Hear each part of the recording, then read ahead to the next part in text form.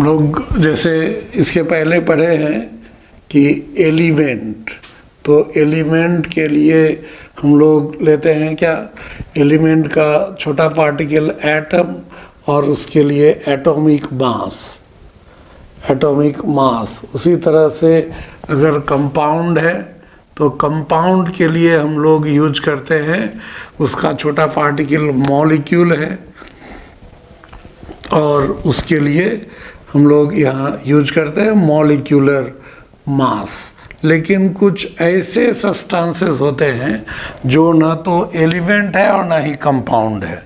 जैसे हम लोग लेते हैं NO3 minus, NH4 plus, SO4 double minus, NaCl। ये इसमें हम लोग ले सकते हैं जैसे ये COOH होल 2H2O, ये ऑक्जेलिक एसिड क्रिस्टल। ये सब क्या होता है कि ये आयन है ना, ये कोई कंपाउंड ना है ना, ये तो कोई कंपाउंड है ना ही एलिमेंट है, लेकिन ये कई एटम के मिलने से भी बना है। ये सब आयन्स हुआ।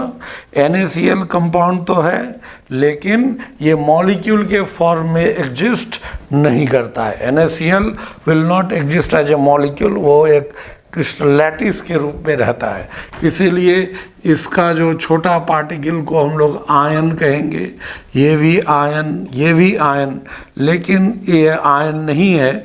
दो तरह के आयन का कॉम्बिनेशन है, Na+ और Cl-। इसके लिए हम लोग फॉर्मूला यूनिट हम लोग लिखेंगे। ये फॉर्मूला यूनिट हम लोग इसके लिए भी यूज कर सकते हैं। और इसका जो होगा ये फॉर्मूला मास टर्म यूज करेंगे, फॉर्मूला मास। इसके लिए भी फॉर्मूला मास, इसके लिए भी फॉर्मूला मास, ये formula mass, formula mass. Formula mass का जो कंसेप्ट है ये सेम एज मॉलिक्यूलर मास है, इसमें कोई डिफरेंस नहीं है, सिग्निफिकेंस सेम है। सिर्फ फॉर्मूला मास टर्म यूज इसलिए किया जाता है कि ये मॉलिक्यूल या एटम के रूप में एग्जिस्ट नहीं करता है। जैसे अगर हम लोग को फॉर्मूला मास ऑफ NO3 निकालना है तो NO3 का फॉर्मूला मास, तो नाइट्रोजन का 14, ऑक्सीजन का 16 × 3, ये 62 हो जाएगा। उसी तरह फॉर्मूला मास ऑफ अगर हम लोग SO4 डबल माइनस लें तो क्या हो जाएगा, सल्फर का यहाँ पे 32, ऑक्सीजन का 16 × 4, ये हो जाएगा 96। इस तरह से हम लोग फॉर्मूला मास फाइंड करते हैं। और यहाँ पर होगा अब ग्राम फॉर्मूला यूनिट या gram formula mass.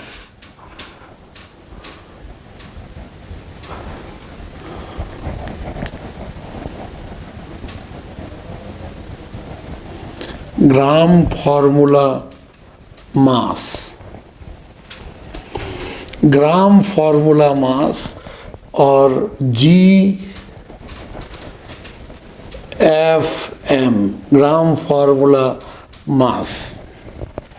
Gram formula mass क्या होता है, ये भी जैसे था कि ग्राम एटम, किसी एलिमेंट के एटॉमिक मास को जब ग्राम में एक्सप्रेस करते हैं तो ग्राम एटम, कंपाउंड के मॉलिक्यूलर मास को ग्राम में एक्सप्रेस करते हैं तो ग्राम मॉलिक्यूल।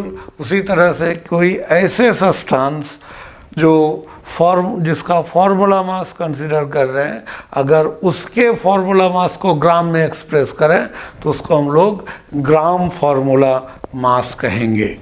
जैसे और ये जो होगा 1 gram formula mass, 1 gram formula mass of NO3 अगर पूछा जाए NO3 माइनस, तो ये किसके बराबर होगा, NO3 का 62, तो ये हो जाएगा 62 ग्राम ऑफ NO3। ठीक उसी तरह से अगर 1 gram formula mass of SO4 double minus दिया जाएगा तो ये हो जाएगा 96 gram of SO4 double minus.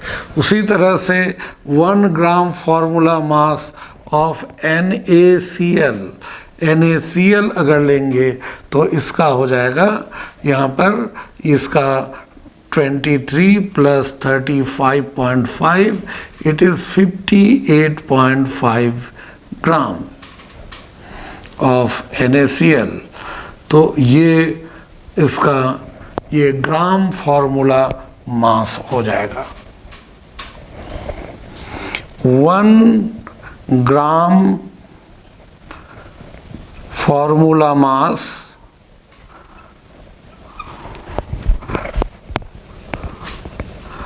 of any substance 1 gram formula mass of any substance has 6.022 into 10 to the power 23 formula units। बिल्कुल ये ग्राम एटम और ग्राम मॉलिक्यूल की तरह ही, जैसे 1 ग्राम फार्मूला मास NO3 माइनस 62 ग्राम हुआ, तो इसका मतलब 62 ग्राम NO3 माइनस में कितना 6.022 into 10 to the power 23 ions होंगे। यहाँ फार्मूला यूनिट का मतलब आयंस हो जाएगा NO3 के लिए, इसके लिए आयन नहीं, यह फार्मूला यूनिट्स होगा। अब इस तरह से कि मान लीजिए मास दिया हुआ है, मास इन ग्राम, कोई भी ऐसे सब्सटेंस जो ना तो एलिमेंट है ना मॉलिक्यूल, यानी जो ना तो एटम के रूप में रहता है ना मॉलिक्यूल के, तो वहाँ अगर निकालना होगा बिल्कुल वही तरीका, इसको हम लोग डिवाइड करेंगे, डिवाइडेड बाय ये फार्मूला मास से डिवाइड करेंगे, और फार्मूला मास से डिवाइड करने के बाद यहाँ आएगा number of gram formula mass, number of gram formula mass, gram formula मास आएगा, और इसको अगर हम लोग मल्टीप्लाई करेंगे ये 6.022 इंटू 10 टू द पावर 23 से, तो यहाँ हम लोग को मिल जाएगा ये नंबर ऑफ फार्मूला यूनिट्स। ये फार्मूला यूनिट्स ये आयन भी हो सकता है, ये फार्मूला यूनिट्स इस तरह से। अब देखिए जैसे क्वेश्चन है find the number of ions,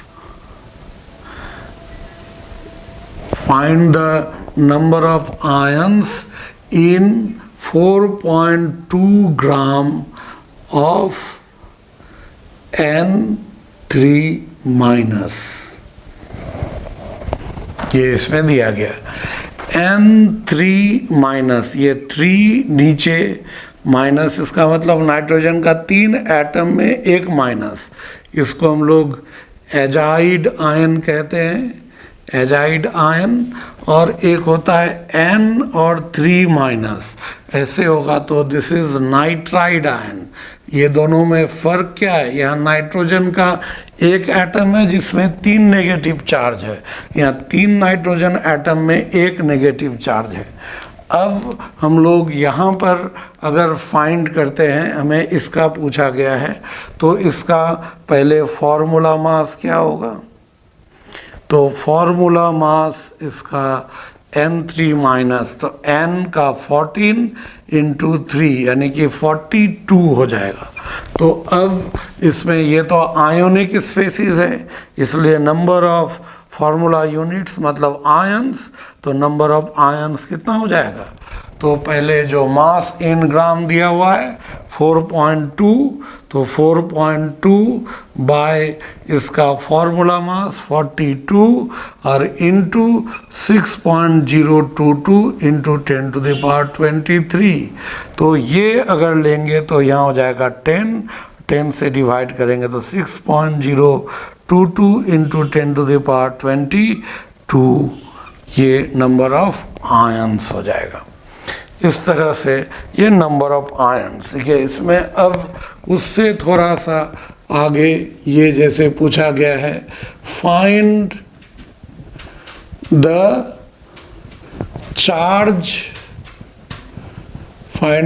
charge in coulomb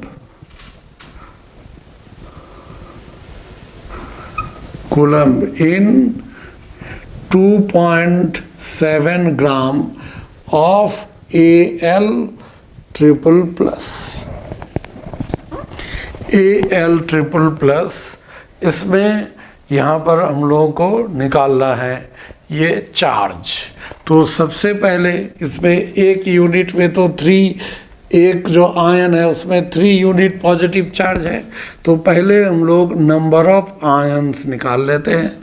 तो नंबर ऑफ आयंस क्या हो जाएगा, यहाँ पे 2.7 बाय एल्युमिनियम का तो 27 होता ही है, इंटू 6.022 इंटू 10⁻23। तो ये 10, ये हो जाएगा 6.022 इंटू 10⁻22। ये 10 की वजह से 22 आयंस। जब ये आयंस हम लोग को मिल गया तो अब यहाँ पर 1 आयन, ऐसे 1 ion has 3 units of positive charge, 3 units of positive charge. तो इसलिए ये number of unit positive charge कितना हो जाएगा, यूनिट पॉजिटिव चार्जेस। तो ये हो जाएगा 6.022 इंटू 10⁻22 इंटू 3। ये यूनिट चार्ज ये हो जाएगा। तो यहाँ पर 6 और 0 और यहाँ 18 इंटू 10⁻22 ये हो जाएगा। तो चार्ज इन कूलम्ब, तो कूलम्ब में अगर हम लोग को चार्ज निकालना होगा तो क्या हो जाएगा, 18 ये 1 यूनिट चार्ज जो होता है ये 1.602 इंटू 10⁻⁻19 कूलम्ब होता है 1 यूनिट। तो इसलिए यहाँ क्या करना होगा, ये total number of unit positive charge है, इसको मल्टीप्लाई कर देंगे हम लोग 1 यूनिट चार्ज से। और 1 यूनिट चार्ज 1.602 इंटू 10⁻⁻19 कूलम्ब, इसको मल्टीप्लाई करने से ये टोटल चार्ज मिल जाएगा।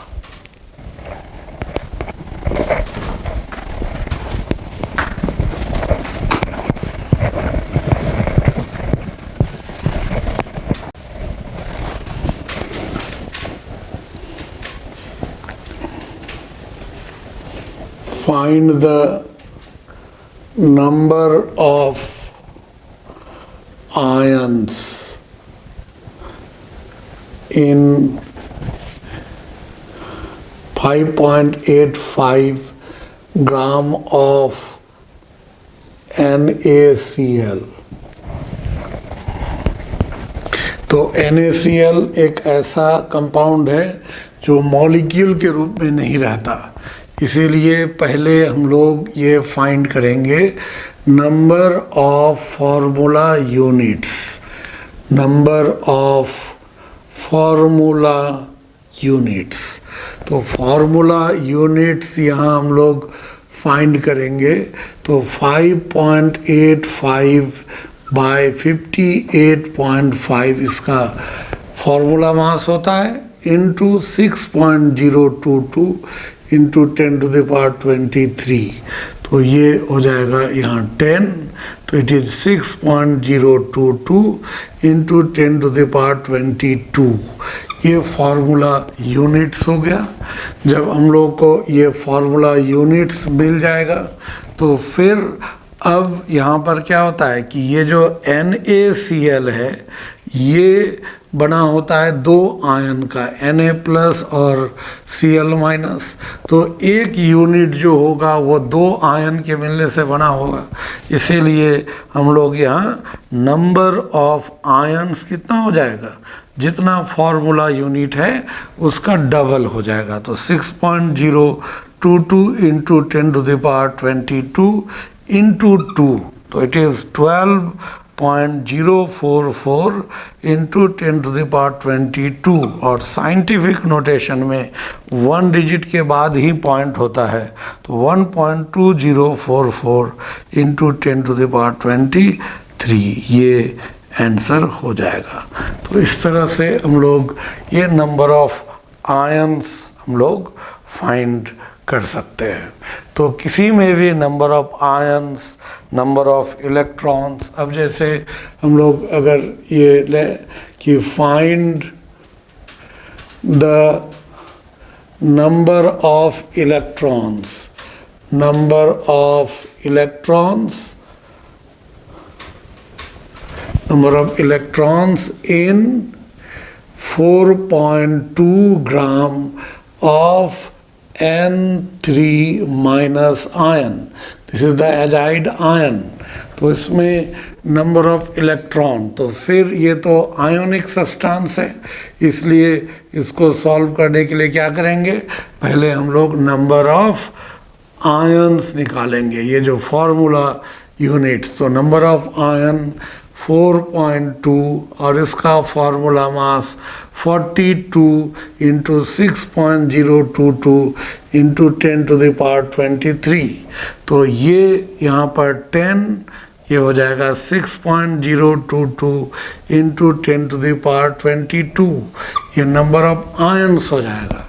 और 1 आयन ऑफ N3- हैज़ कितने इलेक्ट्रॉन्स होंगे, नाइट्रोजन का 7, तो 3 नाइट्रोजन का 21 और ये नाइट्रोजन का 7 इंटू 3 और प्लस 1 माइनस है तो उसके लिए 1, तो 22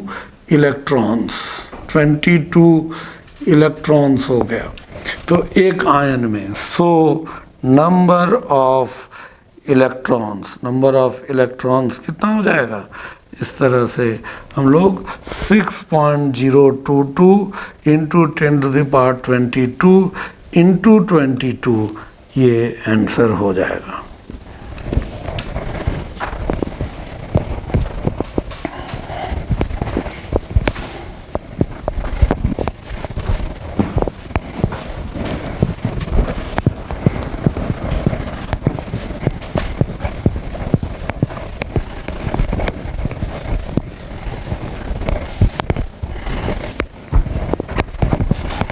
अब हम लोग आते हैं मोल पे। मोल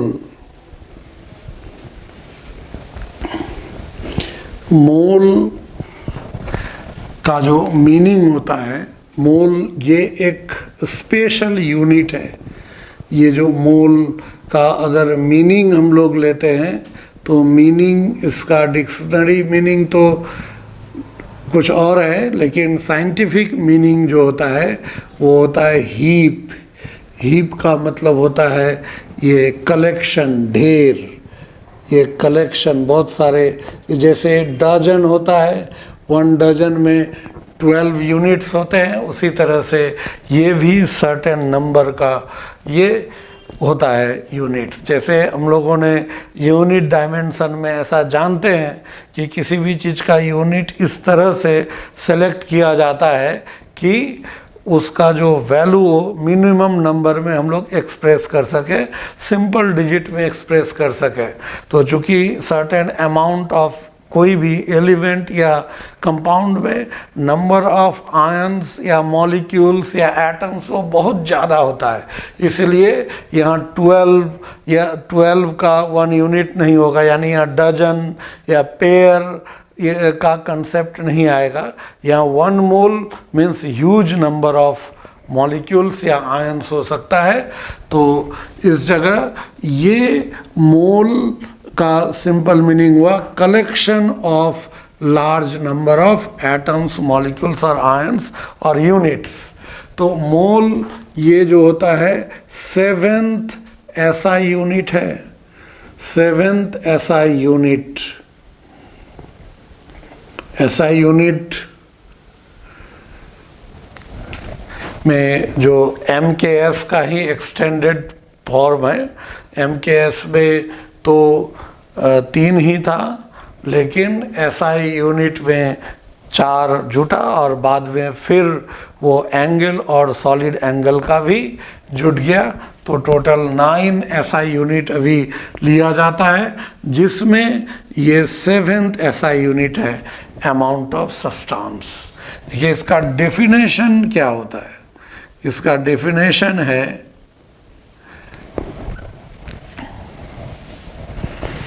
ये 1 gram atom of any element और 1 ग्राम molecule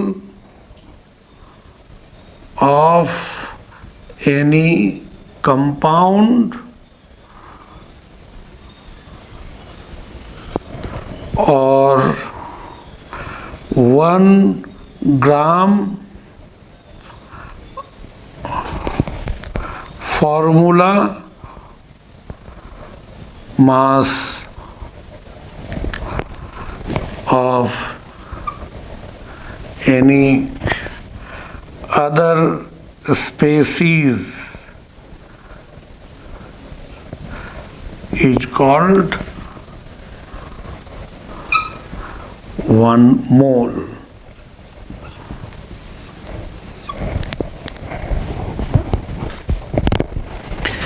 ना ये अलग अलग हम लोग पढ़ चुके हैं। किसी एलिमेंट का 1 ग्राम एटम, किसी कंपाउंड का 1 ग्राम मॉलिक्यूल या कोई और सब्सटेंस है उसका 1 ग्राम फॉर्मूला मास को हम लोग 1 मोल कहते हैं।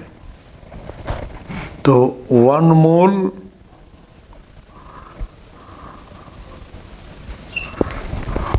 रिप्रेजेंट्स both,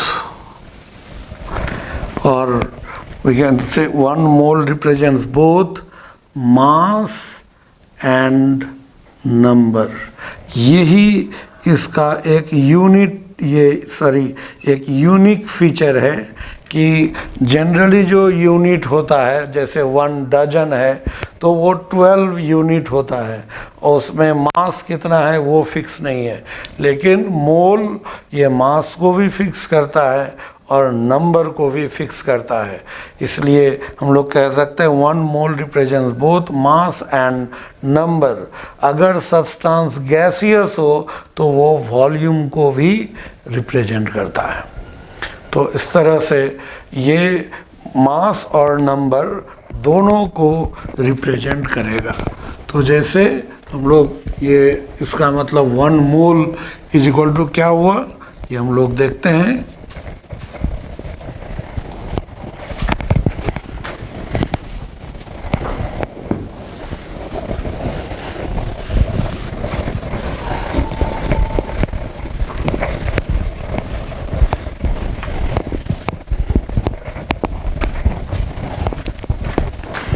ये 1 मोल, ये 1 मोल ये किस चीज़ को रिप्रेजेंट करेगा, तो 1 मोल ये रिप्रेजेंट करेगा 1 ग्राम एटम होगा ऑफ एनी एलिमेंट, किसी एलिमेंट का 1 ग्राम एटम होगा एलिमेंट के लिए, और उसमें 6.022 इंटू 10⁻23 एटम्स होगा।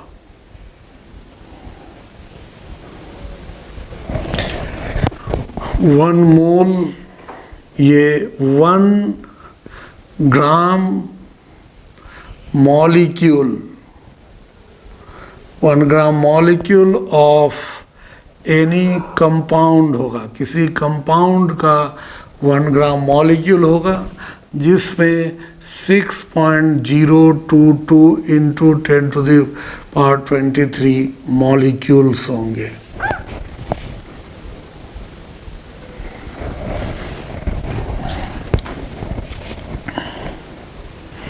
या 1 ग्राम फॉर्मूला मास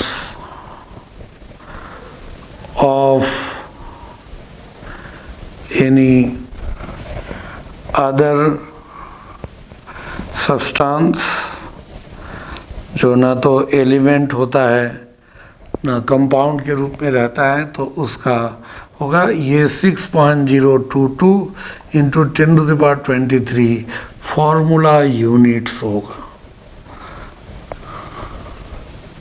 तो इस तरह से 1 मोल, यहाँ पर ये एलिमेंट के लिए 1 ग्राम एटम, कंपाउंड के लिए 1 ग्राम मॉलिक्यूल, और किसी दूसरे सब्सटेंस के लिए 1 ग्राम फार्मूला मास होगा। जैसे एग्जाम्पल, अगर हम लोग लेते हैं 1 मोल sodium, 1 mole of sodium Na, तो सोडियम का 1 मोल अगर है तो ये तो एलिमेंट हुआ, ये तो एलिमेंट है, और एलिमेंट के लिए 1 मोल 1 ग्राम एटम होगा। तो 1 ग्राम एटम किसको कहते हैं? जब एटॉमिक मास को ग्राम में एक्सप्रेस करेंगे तो ये हो जाएगा 23 ग्राम ऑफ सोडियम, 23 ग्राम, और इसमें एटम कितने होंगे? 6.022 इंटू 10⁻23 एटम्स। ठीक उसी तरह से अगर हमें पूछा जाए 1 मोल ऑफ CO2, तो CO2 कंपाउंड है, तो इसका हो जाएगा ग्राम मॉलिक्यूल। तो ग्राम मॉलिक्यूल क्या, मॉलिक्यूलर मास ही ग्राम में, तो 44 ग्राम ऑफ CO2 हो जाएगा, और इसमें 6.022 इंटू 10⁻23 मॉलिक्यूल्स हो जाएंगे। और अगर उसी तरह से दिया जाए 1 मोल ऑफ NO3 माइनस, तब क्या हो जाएगा? ये तो आयोनिक स्पेसीज है, तो ये इसका 62 ग्राम NO3 हो जाएगा, और इसमें 6.022 इंटू 10⁻23 आयंस हो जाएगा। तो इस तरह से हम लोग ये 1 मोल से हम लोग रिप्रेजेंट कर रहे हैं मास को भी, 1 मोल से रिप्रेजेंट कर रहे हैं नंबर को भी। 1 मोल यहाँ पर ये हो जाएगा, इस जगह हम लोग मास और नंबर, ये मास और नंबर। लेकिन गैस के लिए जो होता है हम लोग ये लेते हैं इस जगह 1 mole of a gas, 1 mole of a gas occupies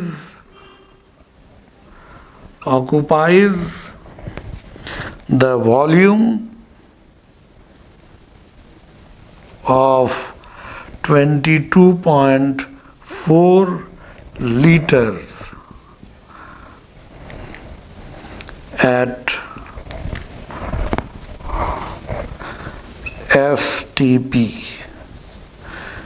किसी भी गैस के 1 मोल का वॉल्यूम, ये एक्चुअली SATP होता है, इसको बेहतर होगा कि हम लोग SATP, लेकिन नॉर्मली STP भी चलता है।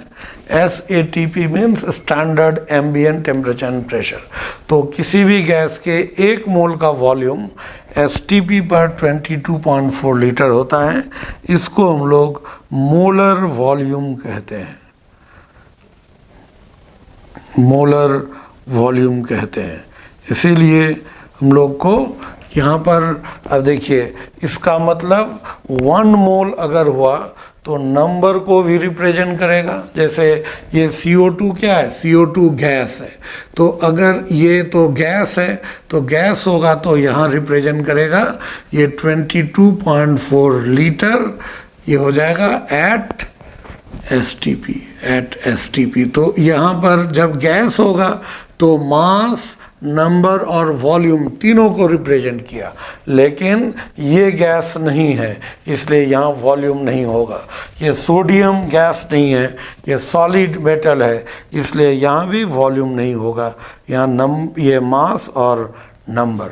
तो जब गैसीय सब्सटेंस होगा तो वो नंबर, मास और वॉल्यूम तीनों को रिप्रेजेंट करेगा, लेकिन अगर वो गैसीय सब्सटेंस नहीं है तो सिर्फ मास और नंबर को रिप्रेजेंट करेगा। अब जैसे इससे रहता है कि अगर वॉल्यूम दिया हुआ रहे, उससे नंबर ऑफ मॉलिक्यूल हम लोग किस तरह से निकाल सकते हैं।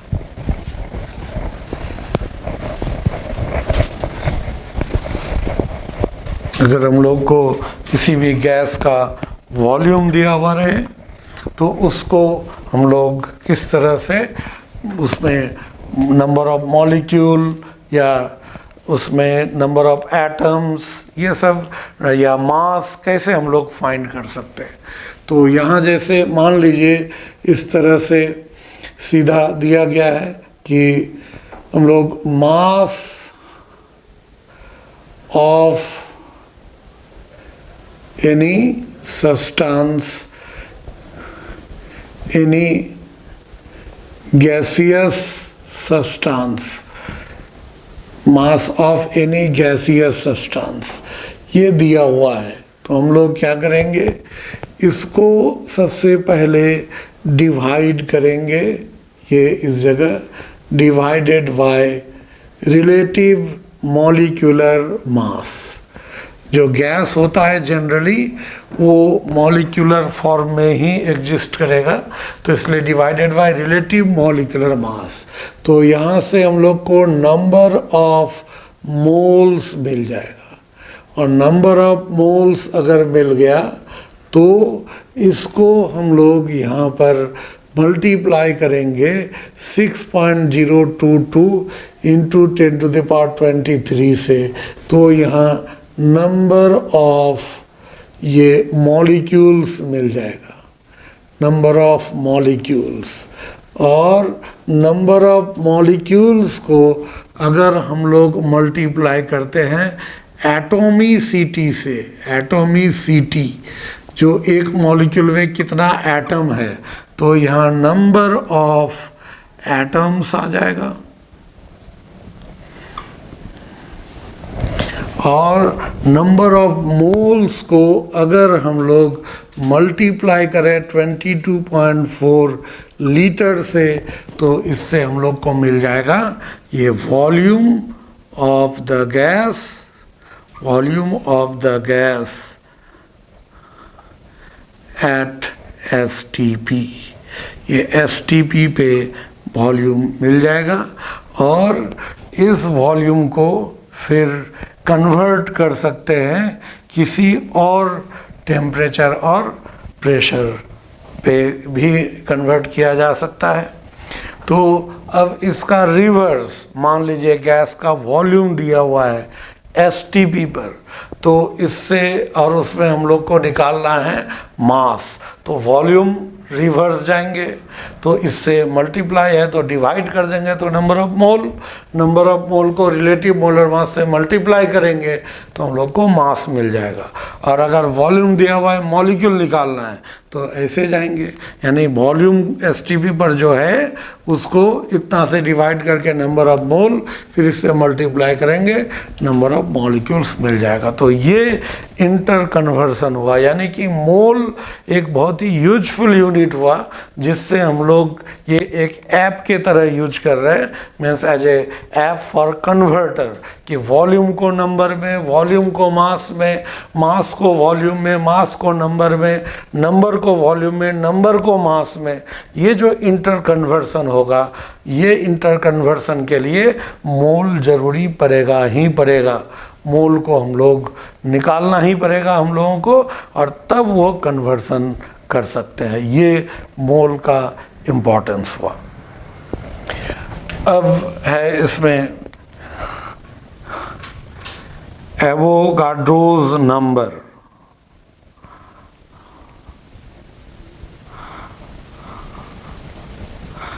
एवोगाड्रोस नंबर, एवोगाड्रोस नंबर किसको कहते हैं? ये या एवोगाड्रोस नंबर या एवोगाड्रोस कांस्टेंट भी कहते हैं, इसको n से लिखा जाता है। ये क्या होता है कि the number of atoms in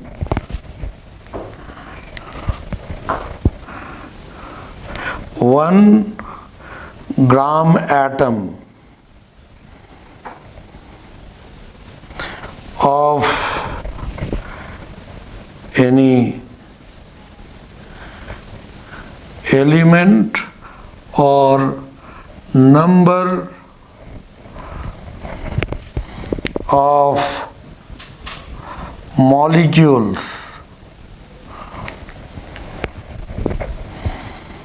in 1 gram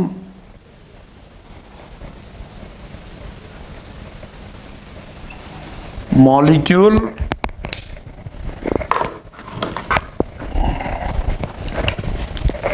of any compound or number of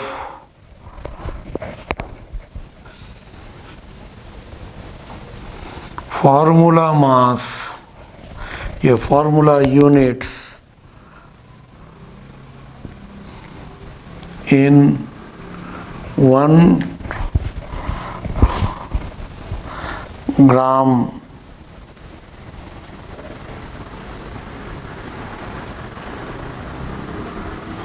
formula mass of any other substance is always constant and it is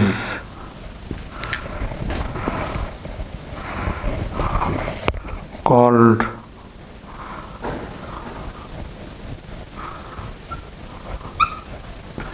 Avogadro's number.